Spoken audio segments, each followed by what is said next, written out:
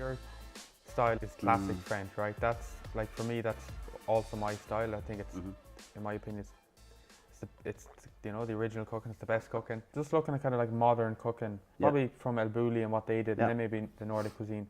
Like, is that do you use that in your repertoire at all, or is it purely classic? We're 99.9% classic. Okay. I mean, if I see something or I go somewhere to eat and I go, oh, that's nice, I might, you know, I'll ask someone that knows more than I do about it, and they'll say, they'll explain how it's done. Then I'm like, well, if it involves, you know, chemicals and xanthan gums and all that kind of stuff, I kind of stay away from it because I don't know how to use it. Okay. So like, the lads in the kitchen would know more about it than I would, and they'll say, oh, you know, just blah blah blah, and I'm like, okay, right, how can we fit it in with, you know, it'll mostly be for the flavour. I would use something rather than, you know, as a technique in its own right. The flavour comes first, then the technique is behind the line, you know, that kind of way. Nowadays we have Nordic cuisine, would kind of be la cuisine, if you will. Yeah. I wonder what do you think about that, about Nordic cuisine? There's 5 or 6 great cuisines in the world, you know. There's French, Italian, Spanish, Chinese, Indian, Thai, Japanese, you know, and then you got the add-ons, which are like the Nordic thing would say. They're, you know, they're a recent phenomenon. Yeah. You know, you have to admire their ethos, you know, and using, you know, local, you know, native ingredients to wherever they're cooking, you know, whether it's in Sweden or Norway or whatever it is. But I do think sometimes that, you know, some of it is just a little bit for show. And I think, you know, putting, you know, a load of weeds on a plate doesn't make it, you know. I always think, like, is the customer going to enjoy this? Or like, I sit with dads in the kitchen sometimes that says, you know, would my dad eat this, or my mum, or whatever, or your mother? And if they go no, then you go like, you know, I always see, what's the point, like, you know what I mean, what's the, you know, and everything tastes of lemon and is acidic, so why not use lemon juice? I understand why they do it. They don't want to import lemons. Fair enough, like, you know, but a squeeze of lemon goes a long way in everything, you know. I'm always interested in like the blueprint of a chef, you know. If you look at like a lot of the top chefs, how they got to where they got.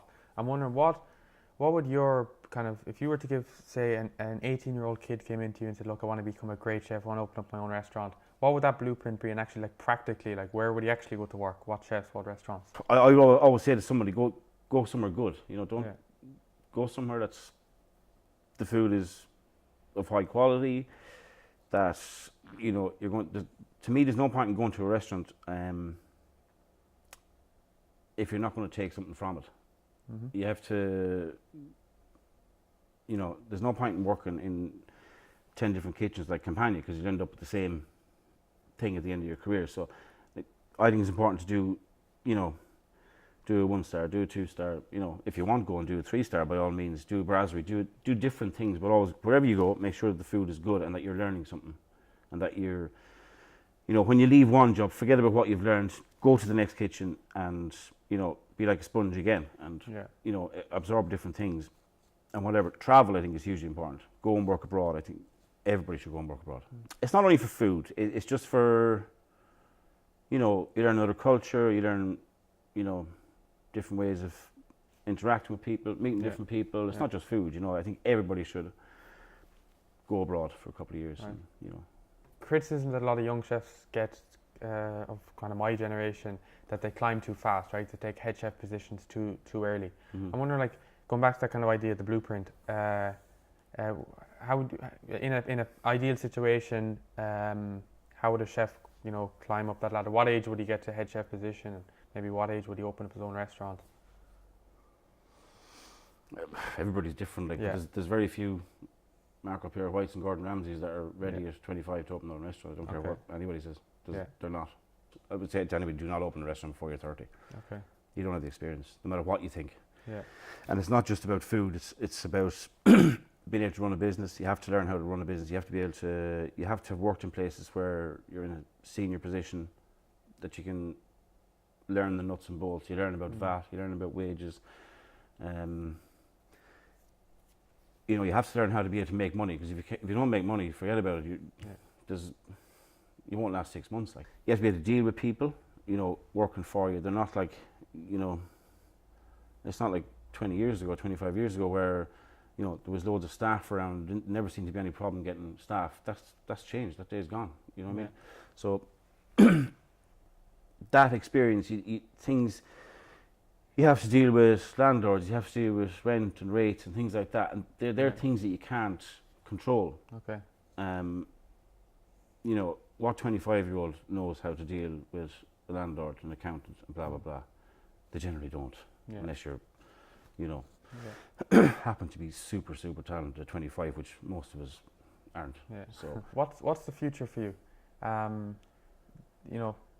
Is there another restaurant in the pipeline or a possibility? Yeah, there is. Yeah, we've looked at various things throughout the years, and whatever people come to us and say, the right thing hasn't happened yet. Okay. Or it will. Do I want to do something else? Yes, but it won't be. What would it it won't be? be Campagne too. What would it be? I'd love to do a really good French bistro. Because I think sounds familiar, no? Yeah, but I'm not going to go off and run I'm not going to open a Thai restaurant, am I? So I don't know anything about it. So as much as I love eating it, I wouldn't be able to cook it. So I'd love to do a good bistro. Yeah. Will it just be simpler than here? Yeah, I'd love to, do a nice big bowl of French onion soup done really well, and nice quenelles of pike. If I could get pike, I'd love to stick on quenelles of pike and things like that. But I'm not obsessed with it. But if it happens, I'll do it. Garrett, I'll finish up on this one. Tweezers. I hate them. I think they're awful things. I can't think of any good reason to have tweezers in a kitchen. How do you describe it? If I was going to hospital and getting an operation done and I saw the surgeon with a tweezer, I'd say that's where the tweezers should be. The lads come in with tweezers, I take them off them, and I give them, when they're leaving, then I give them back to them. I have a little tweezer box. I have lovely red ones, I've got yellow ones, a little collection in there. So when they go, I give them back their tweezers, and I say, in the next place you go to, you might need it. So I hate them. I think it takes away from that feeling of food. Okay. I find it very clinical, very cold. I think if you needed tweezers to put a nasturtium flower on, what do we do before tweezers? They put it on with their hands, you know what I mean? So I'm not, I think it takes away from the feeling of food and just, being interacting with it. I think everything's taken down. Yeah, okay. I know your good pal Wade Murphy is a fan of tweezers. I would have thought that he would have influenced you. I'm going to give him a clip around the ear when I see him.